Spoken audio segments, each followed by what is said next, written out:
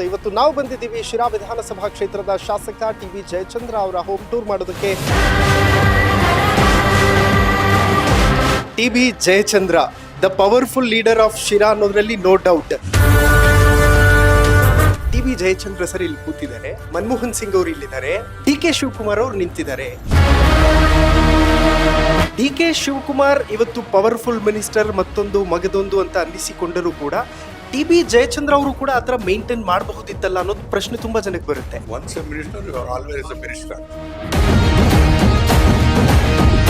ಸನ್ಮಾನಗಳನ್ನ ನೋಡುವಂತ ವ್ಯಕ್ತಿಗಳು ಆರಂಭಿಕ ಹಂತದಲ್ಲಿ ಅವಮಾನಗಳನ್ನು ಹೆಚ್ಚು ನೋಡಿರ್ತಾರೆ ಅಂತಾರೆ, ನಿಜಾನ? ಅದು ನಿಜ. ಪ್ರತಿಯೊಂದಕ್ಕೂ ಸಹಾಯ ಮಾಡ್ತಾರೆ, ಕಷ್ಟ ಸುಖನೇ ಅರ್ಥ ಮಾಡ್ಕೊಳ್ತಾರೆ. ಒಂದು ಸ್ಟಾಫ್ ಒಬ್ಬ ಅಧಿಕಾರಿ ನನ್ನ ಹತ್ರ ಬಂದ್ರೆ 15 ವರ್ಷ 20 ವರ್ಷ ಆದ್ರೂ ಕೂಡ ನಾನು ಬಿಟ್ಟು ಹೋಗೋದಿಲ್ಲ. 40 ವರ್ಷದಿಂದ ನಾನು ಚುನಾವಣೆ ಗೆಲ್ಲಿ ಸೋಲ್ಲಿ ನನ್ನ ಜೊತೆಲಿ ಇದ್ದಾರೆ. ಟಿ.ಬಿ. ಜಯಚಂದ್ರ ಅವ್ರು ಯಾಕೆ ಮಾಡ್ಕೊಂಡಿಲ್ಲ ಸ್ಕೂಲು ಕಾಲೇಜು ಅದು ಇದು ಬಗ್ಗೆ ಯೋಚನೆನೇ ಮಾಡಲಿಲ್ಲ.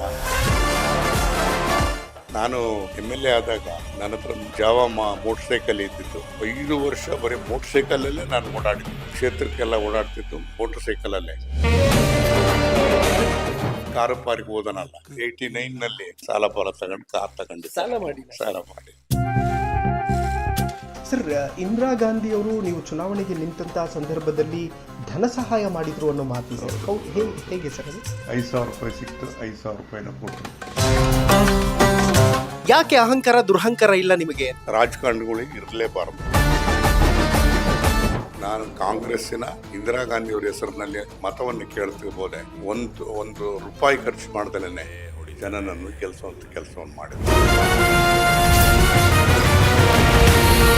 ವೀಕ್ಷಕರೇ ನೋಡಿ, ಇದು ಫಸ್ಟ್ ಟೈಮ್ MLA ಆಗಿದ್ದಾಗ ಟಿ.ಬಿ. ಜಯಚಂದ್ರ ಸರ್ ಮತ್ತು ಈಗ ಪ್ರೆಸೆಂಟ್ ಇರುವಂತಹ ಫೋಟೋ. 4 ದಶಕಗಳು ನಿಮಗೆ ಇಲ್ಲಿ ಒಂದೇ ಫ್ರೇಮ್ ಅಲ್ಲಿ ಕಾಣಿಸ್ತಾ ಇದೆ.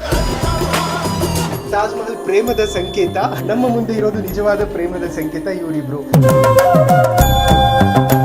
ಬದುಕಲ್ಲಿ ಯಾವತ್ತೂ ಟಿ.ಬಿ. ಜಯಚಂದ್ರ ಅವರು ಕಷ್ಟಗಳನ್ನು ನೋಡಿದ್ದಿಲ್ವಾ ಅಥವಾ ಕಣ್ಣೀರಿಟ್ಟಿದ್ದಿಲ್ವಾ ಅಂತ? ಅದೇನಾದ್ರು ಮೊದಲೂರು ಕೆರೆಗೆ ನೀರು ಬರದಲ್ಲಿದ್ದರೆ ನಾನು ಬದುಕಿರಬಾರ್ದು ಅನ್ನೋ ತೀರ್ಮಾನವನ್ನು ಕೂಡ ಮಾಡಿದ್ದೆ.